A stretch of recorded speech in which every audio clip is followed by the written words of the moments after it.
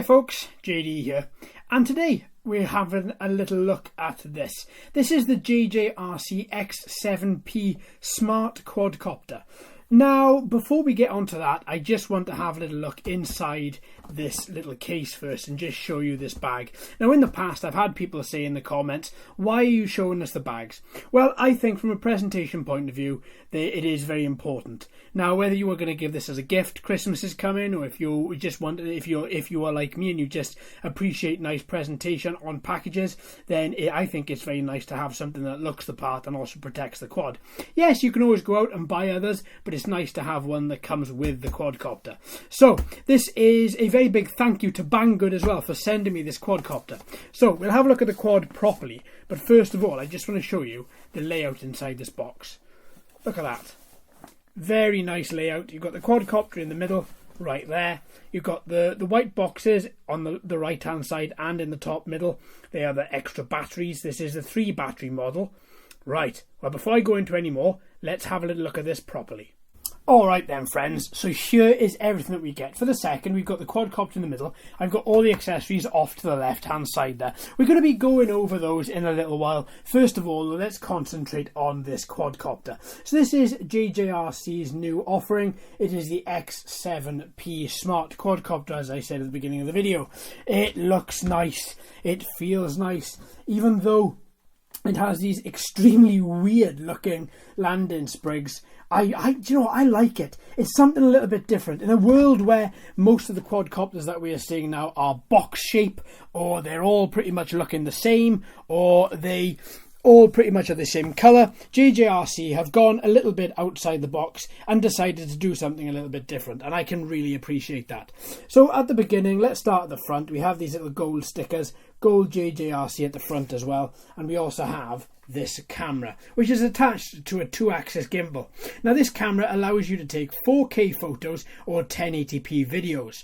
It's 90-degree adjustable. I'm not going to move it too much because it is electric motor, but that gives you an idea of what the camera looks like and the lens, especially on the gimbal as well. See, nice little gimbal there, 2-axis. Now that little camera is held on there. There's no cover for the front of it that comes with the quadcopter, so you are going to have to be careful when you transport this. Now, going off and working our way at the top and going directly to the left and the right, we have these motors. These are brushless motors inside here, metal topped brushless motors, thankfully, and not just the plastic top ones. You can see the electromagnets in the inside there, and you've got a little silver nubbin on the B side, yeah, and on the A side you have a little black nub in there as well. Now we'll be coming back to the propellers in a little while. Now if we just keep on working our way up the centre of the fuselage, up to this bit here, we have this nice little raised bump in the middle, which obviously holds the JJRC insignia there, but also it's quite nice. It's a little bit different, but still maintaining this very nice gloss white, very clean feeling quadcopter. Now as you can see, the front propeller arms and the back propeller arms are different. The front is straight and the back are off at a 45-ish degree angle there. Now what you'll notice as well is, whereas on the front, whereas you have the propeller arm that moves out and then comes down for the landing sprig, on the back of the propeller, of the back of the propeller arms, it's slightly different. Because the 2 propeller arms at the back are dog-legged, then these landing sprigs are going to be slightly dog-legged as well. That's a good thing. It just gives you equal space from the landing sprig to the quadcopter and ensures that the quadcopter, when it lands, is nice and stable. Now at the back we have this is the battery. Oh, and you've also got, there we are, a safety tab at the back. So when you get this quad, don't just ram it home, the battery that is, and hope it turns on. Open it and take off this little tab. Look at that. There we are, there's your connector which connects directly into the pins inside the quadcopter. This particular battery is a 7.6 volt 2950 milliamp hour battery. It's a 2S. Now essentially this is going to give you on paper 25 minutes of flight after a 4-hour charge using the balance charger which is supplied. Now all you would do inside this is follow the pins and follow the little kink in the side there, and just attach your battery to the balance charger. There we go. And as you can see, because for the second there's a bit of power inside the battery, it's actually charged. It's actually powering the balance charger there. And then what you'll have the light will flash, and when it's finished, the light stays solid. As easy as that. And that balance charger is quite nice as well. Micro USB powered, this there. I'm a little bit annoyed at that. I would much prefer, with these larger batteries, micro USB just isn't good enough. You need something which gives you a bit more power, something that gives you a bit more oomph. Quite honestly, I would have expected this to be attached to the mains. I know you can attach, you got your micro USB there, and the other side of the USB cable you can attach that to a 3-pin plug, a lot like this one here, which does not come with the quadcopter. As you can see, it's got a chrome, it's a Chromecast plug, but I would have expected something like that at the very least, not just micro USB to plug into your PC, because that's going to take longer than 4 hours to charge. Now there we go, so that is the battery. In this particular version, you have 3 versions you can buy: the single battery, dual, or 3 batteries. I've got 3 here, so this is the tri-battery version, 1 in my hand and then 2 inside these 2 boxes here, or 1 inside each of these boxes here, making the 3. That's quite nice. It's a small form factor battery. It's all pretty much that you need. Hopefully it's going to give us that 25-minute charge, but something tells me, I don't know, just something tells me it might not. But we'll have to wait and find out for when we come to fly it.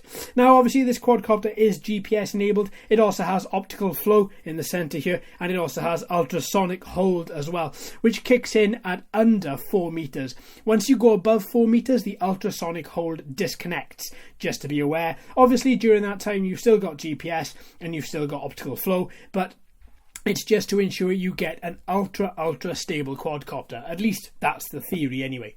As we're underside here, you can also see the LEDs which are on the propeller arms there as well.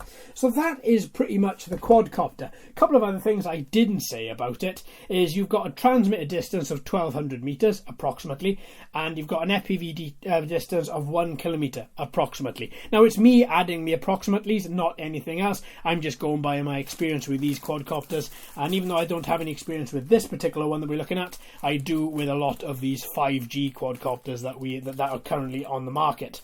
Now, another thing to do is to add these propellers. So you get a lot of propellers with this. You get 6, I think. No, you get more than, yeah, you get 6. So you get 4 and you get 2 spares. So you get 1A and 1B for spare, and then you've got 2 A's and 2 B's there as well. Now, to attach these, it's quite simple. All you would do is you would find the letter on here. So we have B. B is the silver side. So all you would do there is just unscrew the little nubbin on the top there, which releases, there we are. And then all you would do there, let's have a look at the cut of this. Yeah, there we go. That's counterclockwise. You'd pop that propeller arm on the top, hopefully. Oh, there we go. It only goes in one way. So when you go to put it in, I don't know how well you can see this. If you just turn the motor ever so slightly and apply a small amount of pressure onto the propeller, when the little notch inside the propeller matches up, where is it?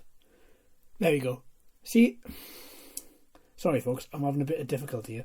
There we go. So you can see there's a little notch inside there. When that notch lines up with the notch on the motor there, that's when the propeller will go in. Then take your little nubbin and just screw it back home. Don't forget, you've got the clockwise motion and you've got the counterclockwise motion. Don't do it too tight, do it thumb tight. There we go. And just ensure that it spins without there being any issue. If you notice your propeller's doing this sort of action, sort of waving up and down, do not fly with that propeller and change it immediately. Right, so that's the quadcopter. I'm not going to go into all 4 propellers because quite simply it is rinse and repeat for the other 4. What I am going to do though is I am going to hopefully try and see in my small amount of space that I have here whether or not I can actually, there we go, if I can just weigh this for you. So this is going to be its flying weight. So to make it as accurate as possible, I'm going to leave the battery inside the quad, and I'm also going to put another 3 propellers on here as well. Come on, center, there we go. And with the 3 propellers on there as well, that is its weight. That's the full weight, which it's in the wrong units, 0. There we are. I thought that was weird. It was on ounces, not grams. So there we go. The quadcopter. Let's try again. 3rd time's a charm, right, folks? So with the battery, quadcopter and the 4 propellers, you're looking at 424 grams. So you're over that 250 gram limit. So as soon as the law kicks in, you are going to have to register this quad. Once you have registered, then you can fly it. Unless anything has altered that I don't know about in the past few hours since making this particular video. So there you have it. That is the X7. And I'm looking forward to taking that out, I really am. So because I've got to do the propellers on it, I'm just going to move it to one side, so it's going to remain in shot for the second, just while we talk about the transmitter. Transmitter, quite standard, really. Nothing, nothing too overly complicated. I would imagine by the looks of this particular transmitter, and that it hasn't got a lot of buttons, that most of the control is going to be done through the JJRC app rather than through the transmitter here. So you've got altitude hold mode on and off here at the top. You've got on and off for the transmitter. You've got auto landing and auto takeoff. You've got photos and videos, and you've got return to home. That's pretty much all you need. The analog sticks, don't depress, there's no buttons there. You do have a slider at the top, and if I was a gambling man, I would say that there is for your gimbal. You don't have one the other side, and there's no buttons at the back. As for where your phone fits, that's a very good question. Let's have a quick little look first at these antenna. Yes, perfect, well done JJRC. These antennas are real. There is an antenna running up through this plastic housing. Very, very nice. Now, what you were missing is you are now missing the FPV boom, which I'm guessing fits into that slot right there. So what I would imagine is that this clicks in and slides in. Oh, look, see, butterfingers. That's not what you want when you're trying to demonstrate. There we go. Push that in. It should just clip in, hopefully. Yeah, as easy as that. No extra click. That's it. When you want to release it, there's a button in the centre. Push the button, and it should release it then. But then when you put it in, listen to how faint that click is. It's not a huge click. But also, ooh, that's not good. That came off straight away without pushing that button. Let's wait for it to click again. There we are. So be careful when you put this in. It doesn't look to be the most stable FPV boom.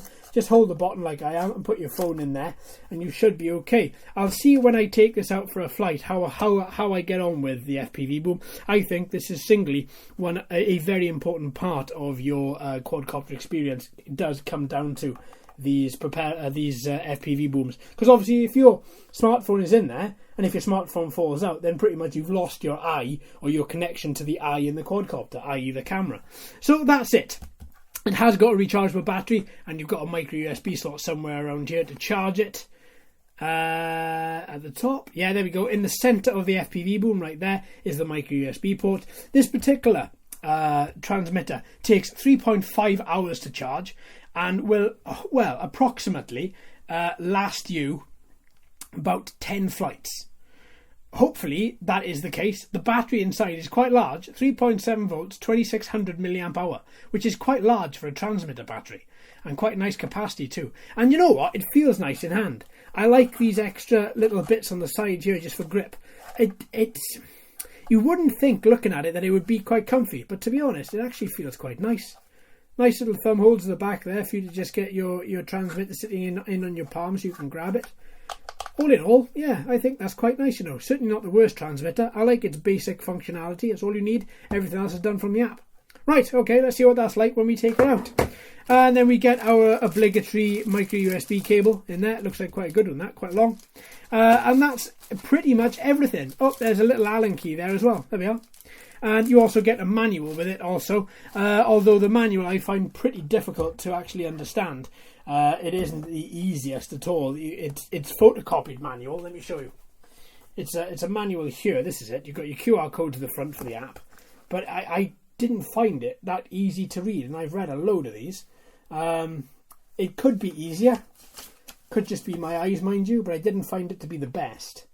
It does go into the basics of the quadcopter. It does go into basics of flight, as well as how to use the application. So you may want to check it out anyway. I advise that you would, and see whether you can actually make head and tail of it.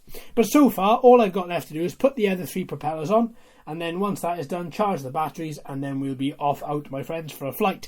But in saying that, the flight follows here. All right then, folks, let's get this sorted then, shall we? So Let's turn on the quadcopter. So I'm guessing click and hold. Yeah.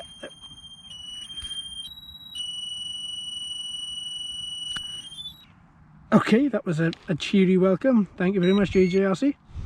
I think that's auto bound. Yeah. So as soon as you turn on the transmitter after that beautiful tone from the X7P, transmitter just binds automatically once you turn it on. Now I'm going to open up, well, first of all, before I open up anything, let's see if it's broadcasting Wi-Fi. It is. Drone 947968 is the SSID of this particular model. So that is all bound. Now let's open up the app, which is very nicely has just crashed. That's great. Probably because I stopped it from opening up to begin with.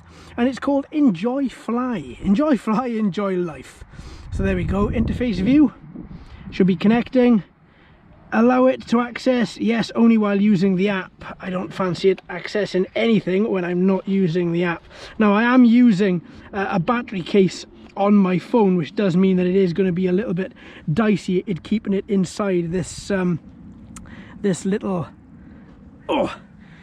keeping it inside this the FPV boom. Now it does say it's not connected, so it says unconnected.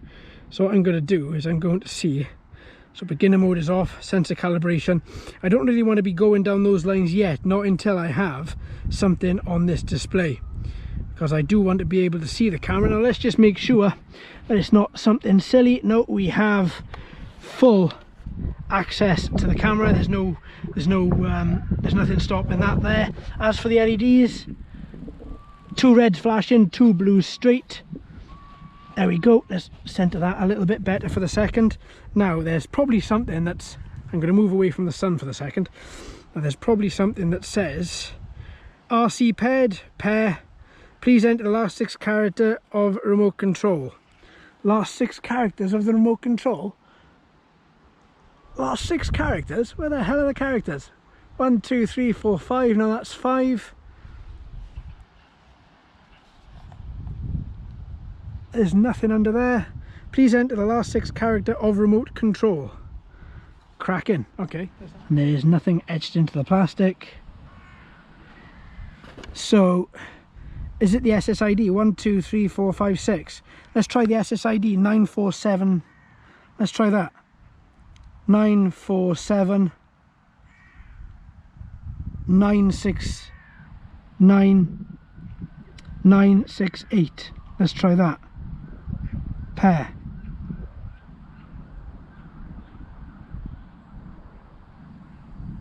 No. It's worth a shot though. RC paired. Right. So I've tried everything. I've gone back through the manual. It must be about 10 times.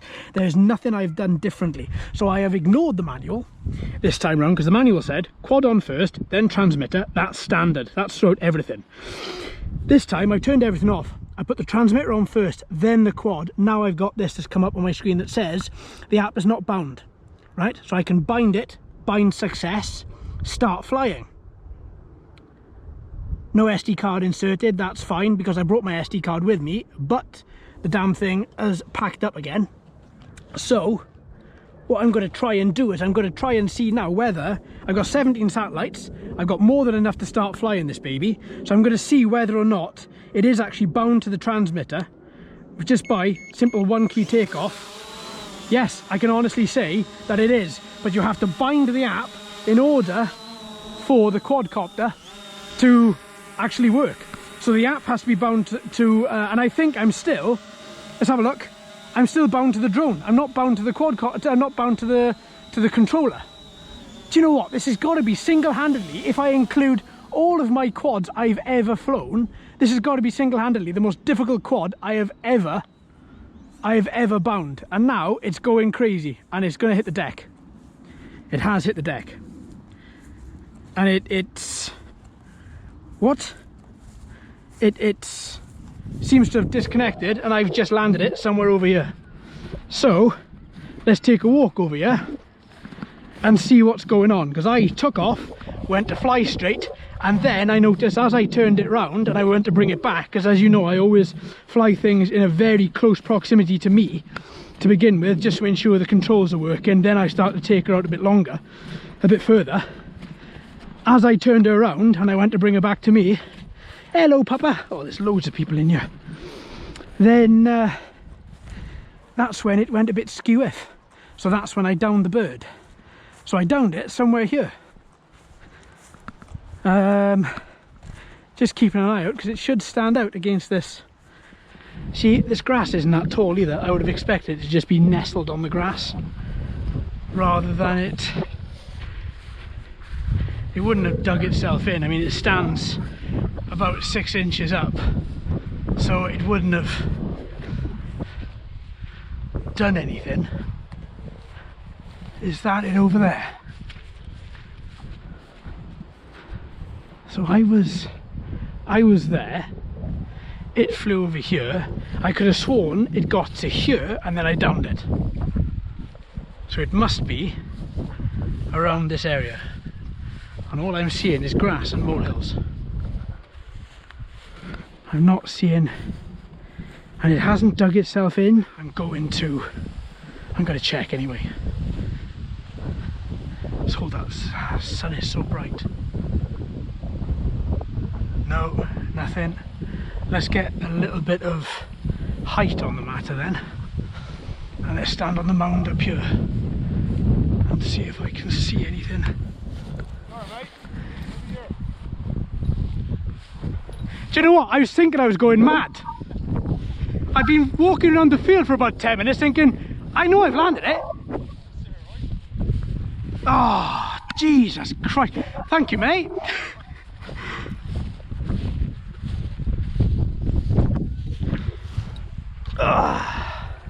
And there it is. Probably because they thought, well, if it's lying upside down, I don't want to be in the field when that goes up. To be fair, I don't really want to be flying it. All right, let's give it a shot and let's see how it goes then. All in all, it should be an experience. So as I say, what I'm going to do is make sure my hands are well away from the quad. I'm going to stop everything. I'm going to remove the app from there. I'm going to turn on the quad. There we go. Yeah, this fancies itself as a bit of a rock star. Right, that's not doing anything. Okay, let's turn on the transmitter. Binds straight away.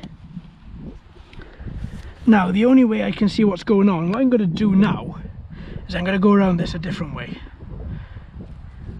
Let's see first, the SSID of the drone isn't popping up. Let's connect to the quad. Let's go.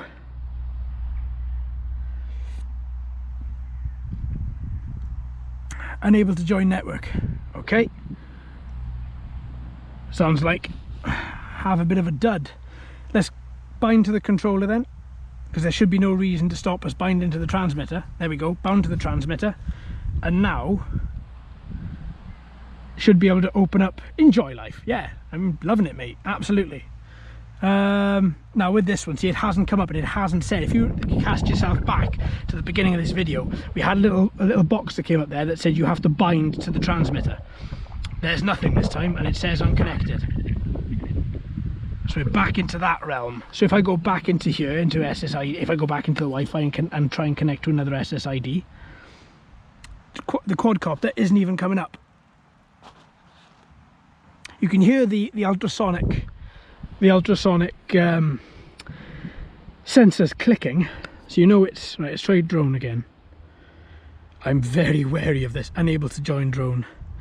Let's go into there. Let's forget the network totally, and let's go into drone again and see if we can. It's taking a bit too long. No, unable to join network drone. Okay, so I can't join the drone's SSID, so therefore what only leaves me to do is to, yeah, there's nothing there, see. Please take off in a spacious outdoor area, yeah, in case the quadcopter decides to go mental. So what was the number again? 947 947 968 968 pair. And you see, usually this is when I'd expect a pinwheel or something, or it to say trying or whatever, whereas for the second it's not doing anything. Okay, let's try and see if I can gyro. Please level the model and click OK. Okay. Compass calibration failure. Okay, so we know we're not connected because I'm not able to push any inputs through this, and the voltage isn't coming up either. So if I go back to the way that I did do it, which was not the way the manual said, wait for the brass band to finish playing in a second. Oh, that's weird. Okay, that's fine. Let's pull that out for a second, turn the transmitter on. See, that shows that it's bound already and there's nothing there and there's no... Okay, now that's played a symphony for us. I'm going to try and connect to the drone again. Let's see if I can. Unsecured network, so it has detected the type of network it has, and now I'm connected to it.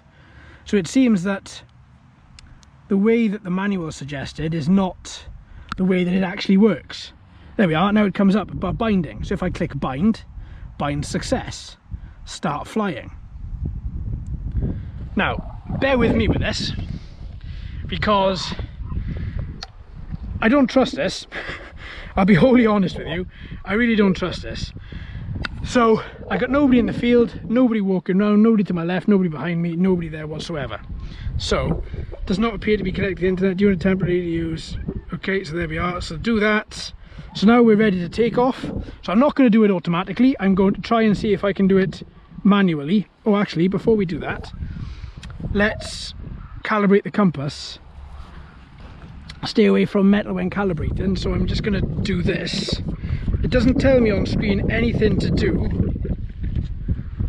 All lights are, well, flashing. It hasn't beeped or anything, so I'm going to keep on going round. Then I'm going to just lift it up. As I say, I'm not being told which way to calibrate this. The back lights, I can hear the ultrasonic sensors here just clicking like hell. Okay. Stay away from metal when calibrating. Horizontal rotation. Okay, let's do that again then. Horizontal rotation. And then first turn drone change facing. Okay, I don't know what that means, but I'm going to try. Turn slower.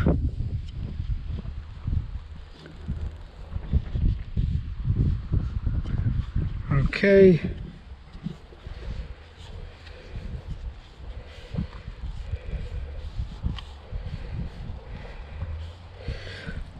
Turn slower. Let's go back and turn it that way then. I'm not near any metal. I'm holding it about well above a meter from the ground. Turn slower. So how slow does it want it? Normally there's like a progress bar or a percentage meter or something to show how this is being calibrated, but with this there's nothing. Let's turn the quad upside down then with the camera facing the bottom, and let's try calibrating it that way. Again, still nothing. Have I put it calibration failure? Okay. Horizontal rotation. Turning this as slow as I possibly can. What's this say? First turn drone change facing. Well, usually that's camera facing up. And that's what it said in the manual, I'm pretty sure. And then turn slow. Turn slower. I am turning slower. Do you know what I mean? You're going to fall out now, pal.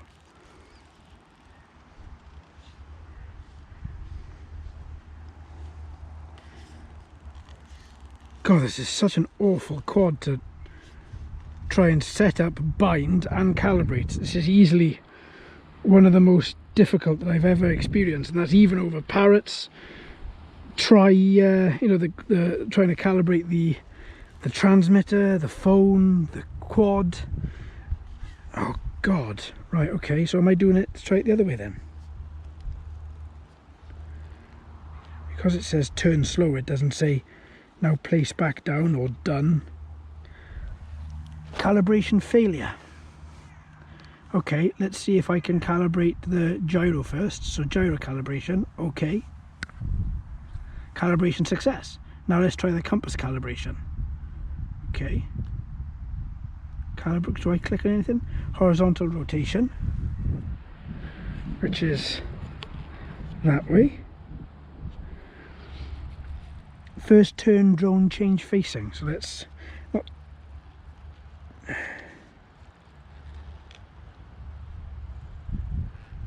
try it this way. I'm trying it the opposite way now to the way I tried it last time.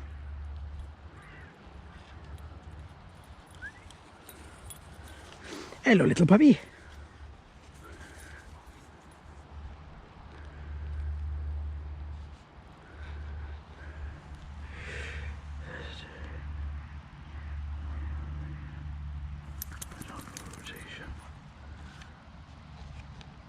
It says horizontal, let's try vertical.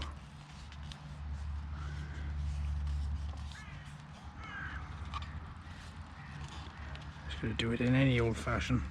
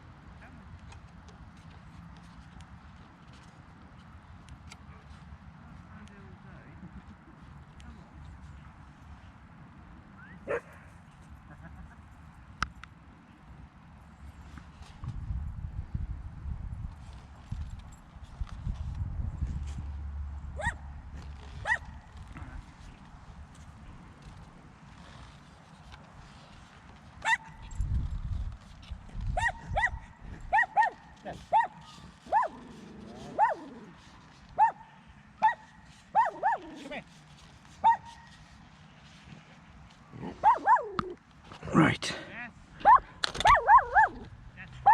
Calibration success. Okay. Return. Well, that was a difficult experience.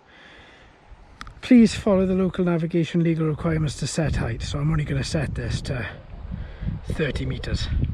I'm not going to set that to any more. I don't want this going anywhere, but I just want it clearing trees in case I've got to clear it and bring it back. Okay, so those two gentlemen are just about to leave, so I'll wait for them to leave. Even though the distance is still showing that the distance is moving of this quad. We've got 16 satellites, so we look as if we're all fully ready to go. Now, the only thing I'm concerned with is obviously the first time we tried this, it headed off into some weird place. Now, it could be either because I read the instructions on the screen wrong and it said calibration failure, and I took that as calibration success. I mean, this took me best part of 15 minutes to get it calibrated. That's gyro and compass. I've never known any quadcopters, even the worst GPS quadcopters, have never ever taken that long. And I know this particular area is very, very good when it comes to GPS satellites. Another reason I come here. Now, we have 18 satellites for the second showing, so what I'm going to do is I'm going to take her up and I'm going to hover her, right? And that way, if I take her up, I'm going to do it manually. Oh, this wind really has increased, and I'm going to hover her there. I'm not going to move her, I'm just going to hover her for the second, and I'm going to see how she does. I'm going to click video. Wow, this wind really is. It doesn't feel that strong at all, but obviously this quad is really struggling in this little breeze. It seems to be getting better, it seems to be dying down. I'm just going to bring it down a little bit. I just want to see exactly how this does. Well, that movement of the gimbal is lovely. It's very, very quick, but it's very, very smooth. I like that a lot.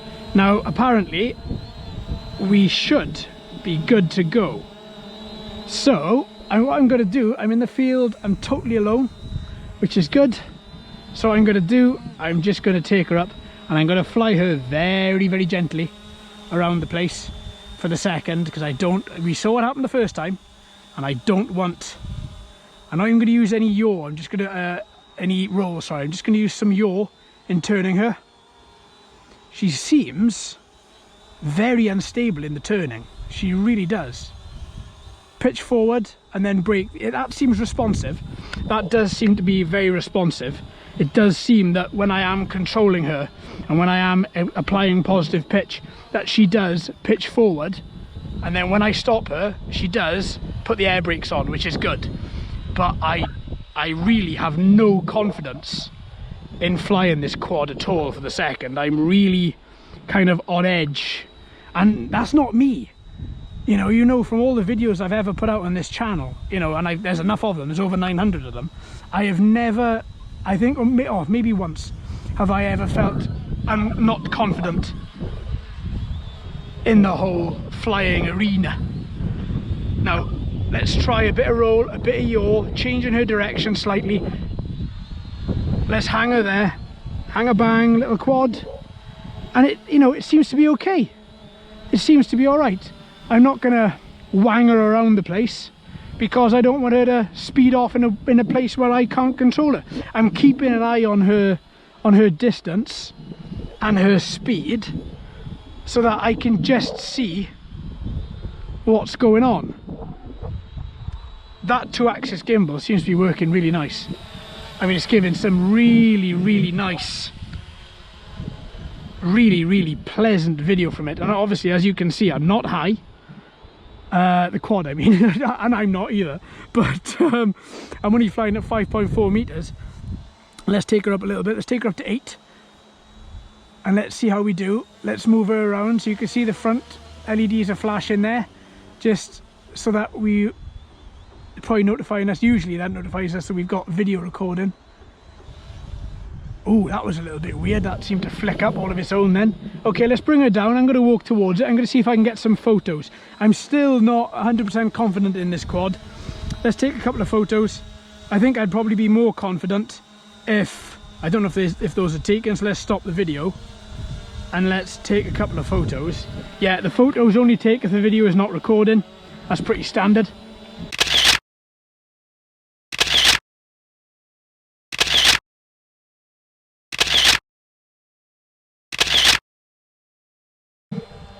I got a few photos there. Nobody's still in the field, nobody in front, nobody behind. Okay. Let's go for a little bit. Sorry about the sun being directly in line of shot there.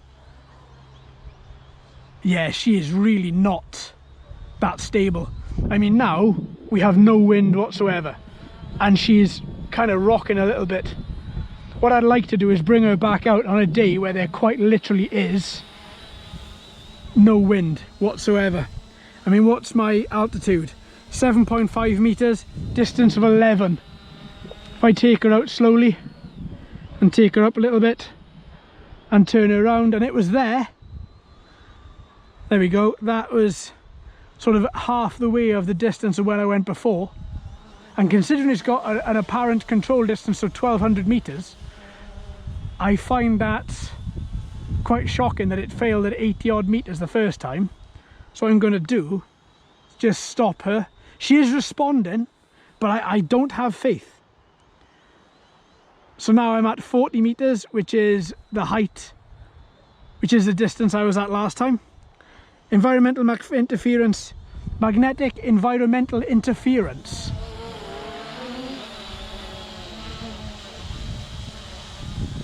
Well, she's not having any problem. She's got 20 satellites and she's holding herself. She's not as if she's weighing around all over the place. She's not toilet bowling.